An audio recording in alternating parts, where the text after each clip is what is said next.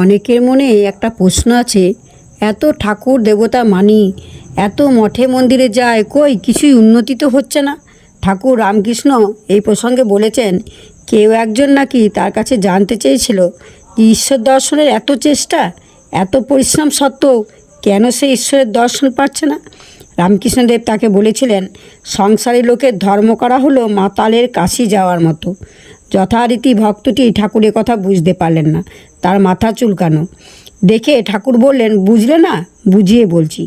একবার দক্ষিণেশ্বরে মাঝরাতে দুই মাতাল ঠিক করলো কাশি যাবে। যেই কথা সেই কাজ। ঘাটে নৌকা ছিল, দুজনে চড়ে বসে হ্যাঁইও হ্যাঁইও করে প্রাণপণে দাঁড় বাইতে লাগলো। এইভাবে বাইতে বাইতে একসময় ভোর হলো আর নেশাও কাটলো।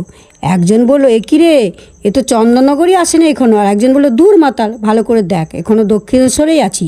তারপর তারা আবিষ্কার করলো, নেশার ঘরে নগরটায় না তুলে তারা রাত ভোর দাঁড় বেয়েছে, তাই যেখানে ছিল সেখানেই রয়ে গেছে। ঠিক তেমনি সংসারী লোকের ধর্ম করতে চায়, খাটেও খুব, কিন্তু সংসারে আসক্তি নামক নগরটা তুলতে ভুলে যায়, তাই এগোতে পারে না।